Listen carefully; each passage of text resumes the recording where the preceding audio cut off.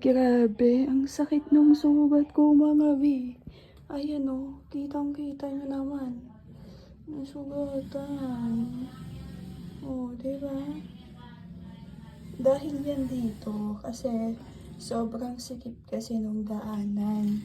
Tapos, yung fan, andito. Andyan yung fan. Tapos, ganyan kasi. Dadaan ako, ganyan. Ayun, nasabit. Na ganun siya. Oh my God, ang hapdi. Bali kagabi pa to, pero tiniis ko lang kasi naantok pa ako nun. Ayun, dahil dito. Ayan o.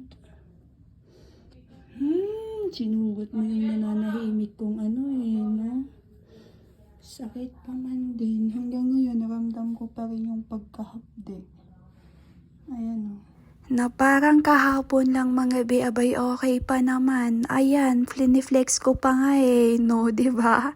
Pero may mga dark ano na talaga ako dyan, pero hindi naman nagaanong halata.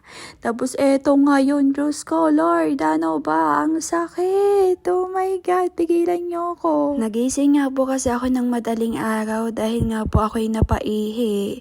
Tapos ayun yung pagdaan ko dun sa may pinto kasi sobrang sikip nun mga bi kasi nga hindi pa po na ibababa yung mga parador namin, yung mga lagayan ng damit, ganyan. Tapos ayun, basta nakita nyo naman na kung saan ako tinamaan. Ayan na ba? Okay lang sana kung sa'yo no? Pero hindi. Kaya ayun, oh my God, dahil nga po naantok pa ako nun, syempre kahit na nasugatan na yung ano ko diretso tulog pa rin. After ko nga po umihi, ayun, natulog pa rin talaga ako. Bali na pa video na nga lang din po ako nung bumangon talaga ako. Abay malamang. Syempre, gising na ako nun no? Tsaka okay na ako sa tulog ko. Kaya ayun, napa-video ako. Tapos after nun, naghilamos toothbrush lang po ako at ayan, napakain na nga din po ako ng pandesal dahil pinabili ko po yun kay Father kasi parang ang tagal ko nang di nakakakain nun mga bi. Kaya napa-coffee na nga lang din po ako. At sa mga part nga po na to, ayan, papakain mo na ako. Day, charot lang. Masaya napapakain na ako yan mga bi. Pero grabe talaga hanggang sa part na yan ay nararamdaman ko pa rin talaga yung pagkahapdi. Buti sana kung ibang hapdi, no? Ayan na ba? At dahil nga po wala si Father nung mga oras na to, ako'y magsasaing na muna o papansin, 'di ba? Nakita niya yung camera kaya napaano pa no?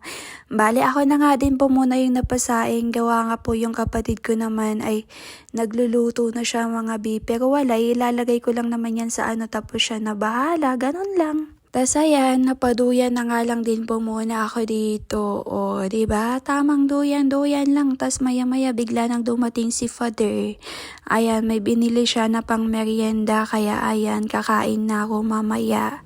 Pero teka lang, papainit. Ayan, ang lamig kasi yan, galing yan sa ref. Yan pala yung tira namin kagabi, pakbet. Kaya ayan, pinainit na nga po. At eto yung kapatid ko sumasandok na mga bi dahil kakain na nga po sila. Pero ako'y hindi na muna, kaya ayan, nauna na po sila sapagkat ako'y busog pa. Maya-maya nga po, bigla nang dumating si baby, ayan, nangingialam na doon kung ano-ano na naman ginagawa. Kaya eto, tinawag ko na nga po siya para matanggal ko na yung black shoes niya. At ayan, papakainin ko na nga po muna si baby. Pero ayan, napakuha na nga po muna ako ng soft drinks. Kasi gusto niya, mukhang nainitan sa school. Kaya ayan, dami nga po niyang nainom, di ko pa nga siya napapakain. Pero ayan, kakain pa rin naman daw po siya. Pero alam mo yon, mas maganda kasi pag unti lang muna yung iinumin niya no? Bago siya uminom ng uminom, kain muna sana.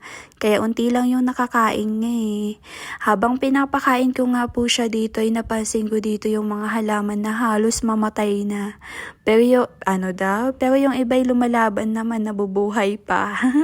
Kasi naman Nino dahil yun sa bagyong Juan mga bi. Kita nyo naman yung mga in-upload kong video, abay talagang na ano sa may ilog, dun sa may ano talagang nababad sa pagkabaha. Tapos ayan, maya-maya nga po, ayan, nagpapapak na yung kapatid ko at ako'y napamerienda na din, napamerienda na nga din po muna. O ayan, pinakialaman pa yung sandal ko, o 'di ba? Feel na feel niya no? Kala mo naman kung ano, o ayan daw.